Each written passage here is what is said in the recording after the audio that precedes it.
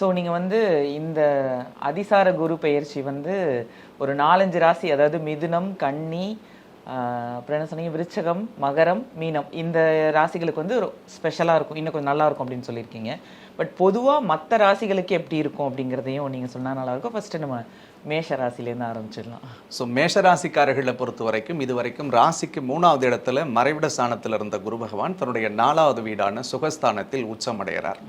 So 4வது வீட்டில் ஒரு ஜாதகருக்கு குரு பகவான் உச்சமடைகிறது அப்படின்றது நிச்சயமாக மிகப்பெரிய பொருள் சேர்க்கைகளை அவர்களுக்கு ஏற்படுத்தும். 4வது வீடு ஒரு ஜாதகத்தில் தாயை குறிக்கக்கூடியது, மனையை குறிக்கக்கூடியது, தொழில் சாணத்தை குறிக்கக்கூடியதுன்னு சொல்லலாம். ஸோ நிச்சயமாக ரொம்ப நாளாக வீடு வாங்கணும் அப்படின்ற கனவோடு இருக்கக்கூடிய மேஷராசிக்காரர்களுக்கு இந்த காலகட்டத்தில் வீடு அமையக்கூடிய வாய்ப்புகள் இருக்குது. ஏதாவது ஒரு டாக்குமெண்ட் பிரச்சனை இருக்குது, ஒரு மனைக்கு ஒரு அட்வான்ஸ் கொடுத்துட்டோம், அதில் ஏதாவது சொத்துவத்தில் சில வில்லங்கங்கள் இருக்குது அப்படின்னு சொன்னால் அவங்களுக்கு அந்த சிக்கல்கள் எல்லாம் தீர்ந்து மனையில் ஒரு தெளிவு கிடைக்கக்கூடிய வாய்ப்புகளை ஏற்படுத்தும். நீண்ட நாட்களாக தொழில் பண்ணணும் அப்படின்னு நினச்சிட்டு இருந்தவங்க அல்லது தொழில் தொடங்கி அதில் முடக்கத்தில் இருக்கக்கூடியவர்கள் எல்லாமும் அந்த தொழிலில் மறுபடியும் மிகப்பெரிய வெற்றியை பெறக்கூடிய ஒரு அற்புதமான காலமாக இருக்க போகிறது. பல பேர் சொந்த வீட்டில் உட்கார முடியாத ஒரு வனவாசமாக வெளிநாடுகள்லையோ அல்லது வெளியூர்லேயோ குடும்பத்தை பிரிஞ்சிருந்தவங்க எல்லாரும் திரும்ப வந்து ஒருங்கிணையக்கூடிய வாய்ப்புகளை ஏற்படுத்தும். இந்த காலகட்டத்தில் வீட்டில் ஒரு சுபகாரிய நிகழ்ச்சி அல்லது ஒரு மங்கள வாத்தியங்கள் கேட்கக்கூடிய அடிப்படையில் பல நல்ல விஷயங்கள் அவங்க மனையில் நடக்கும் அப்படின்னே சொல்லலாம்.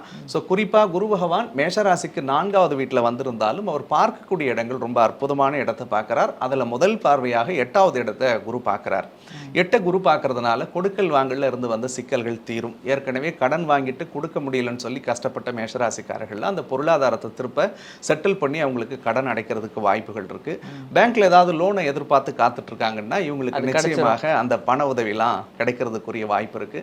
ஏதாவது கோர்ட்டு கேஸ் வம்பு வழக்குகள் ஏதாவது நிலுவையில் இருந்துச்சு அல்லது ரொம்ப நாளா இழுத்துக்கிட்டே இருந்ததுன்னா இதில் அவங்களுக்கு சாதக தீர்ப்புகளை பெற்று தரக்கூடிய அடிப்படையில் இருக்கும்னு சொல்லலாம். ஸோ ரொம்ப முக்கியமாக குரு பகவான் 7வது பார்வையா 10வது வீட்டை பார்க்கறதுனால மேஷராசிக்காரர்களுக்கு கடந்த காலகட்டங்களில் வேலையை இழந்தவங்களுக்கு புதிய வேலை கிடைக்கும். ஒரு புதிய பொறுப்பு, புதிய பதவி, புதிய புகழ் இந்த காலகட்டத்தில் அவங்கள வந்து அலங்கரிக்கக்கூடிய வாய்ப்பு இருக்கு. அதே மாதிரி முக்கியமாக 7.5 சனி அடுத்த வருஷம் மார்ச் மாசத்துல வாக்கிய கணித பஞ்சாங்கப்படி தொடங்குறதுனால அதற்கு முன்னாடி இருக்கக்கூடிய மிக அற்புதமான காலகட்டம் இந்த காலகட்டம். ஸோ விரயஸ்தானத்தை குரு பகவான் பார்க்கறதுனால சுபவிரய காரியங்களை இவர்கள் செய்வார்கள். ஏதாவது ஒரு நல்ல விஷயத்துக்கு சுபவிரயம் பண்ணலாம், நல்ல காரியத்துக்கு செய்வாங்க. நிறைய தெய்வ ஸ்தலங்களுக்கு சென்று வரக்கூடிய வாய்ப்பு. எந்த கோவில்களுக்கு போனா நல்லா இருக்கும்னு நினைக்கிறேன். இவங்க ராசிநாதன் செவ்வாயா இருக்கிறதுனால முருகப்பெருமானுடைய திருக்கோவில் இவர்களுக்கு ஒரு மிகச்சிறந்த பலன் தரக்கூடியதா இருக்கும். பக்கத்துல எந்த முருகன் கோவில் இருந்தாலும் அந்த முருகன் கோவில் போயிட்டு இவங்க மனதார ஒரு 6 அகல் தீபத்தை அந்த முருகனை நினைச்சு ஏற்றி வழிபட்டு வந்தாலே போதும்.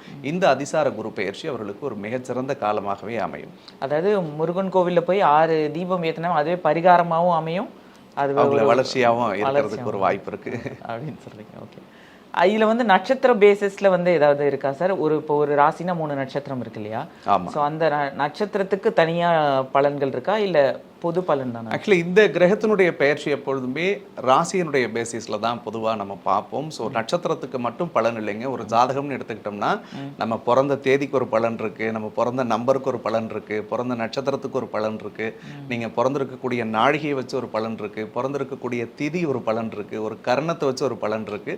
பட் ராசி பலன் அப்படின்னு நம்ம பார்க்கும்பொழுது இது அனைத்தையும் உள்ளடக்கிய ஒரு விஷயம் தான். ஏன்னா நட்சத்திரத்தை அடிப்படையாக வச்சு தான் நமக்கு ஒவ்வொருத்தருக்குமே ராசி அமையுது. அந்த ராசியை வச்சு நம்ம பலன் பார்க்கும்போது சில லக்ன பலன்கள் பார்க்கும்போதும் இது நிச்சயமாக பொருந்தக்கூடியதாக இருக்கும். ஓகே, மேஷ ராசிக்கு நிறைய நல்ல விஷயங்கள் சொல்லிட்டீங்க, பரிகாரம் சொல்லிட்டீங்க, எப்படி பிளெஸிங்ஸ் கிடைக்கும், எந்த கோயிலுக்கு போகணும், இதெல்லாமே சொல்லிட்டீங்க. அவங்க எந்த விஷயங்கள்ல கவனமா இருக்கணும்னு? ஸோ மேஷராசிக்காரர்களை பொறுத்த வரைக்கும் 5வது இடத்துல கேது வந்திருக்கிறதுனால பிள்ளைகள் விஷயங்களில் கொஞ்சம் கவனமாக இருக்கணும். இப்போ குழந்தை வயசில் வச்சுட்டு இருக்கிறவங்களுக்கு பிள்ளைகளுடைய உடல்நலத்தில் கவனம். டீனேஜில் ஒரு கல்யாண வயசில் பிள்ளைங்களை வச்சிருக்கக்கூடியவர்கள் அவர்கள் வரன் பார்க்கக்கூடிய விஷயங்களில் கொஞ்சம் கவனமாக இருக்கணும். அதே மாதிரி இந்த பூர்வீக சொத்து பத்து விஷயங்கள் சார்ந்த சில பஞ்சாயத்து ஏதாவது போச்சுன்னா அதில் கொஞ்சம் இந்த காலகட்டங்களில் பெரிதாக தன்னை அலட்டிக்காமல் அவங்க இருக்கணும். அதே மாதிரி பண விஷயங்களில் செலவு பண்ணுறதுல ரொம்ப கவனமாக இருக்கணும். லாபத்தில் சனியும் ராகும் இருக்கிறதுனால எது தேவையறிஞ்சு எந்தெந்த விஷயம் நமக்கு தேவையோ அதுக்கு 10 ரூபா செலவு பண்ணாங்கன்னா வரக்கூடிய பெரிய பொருளாதார நெருக்கடிகளை இவர்களால் சமாளிக்க முடியும். ஸோ இந்த விஷயங்களில் மட்டும் கொஞ்சம் கவனமாக இருந்தாலே போதும். ஓகே.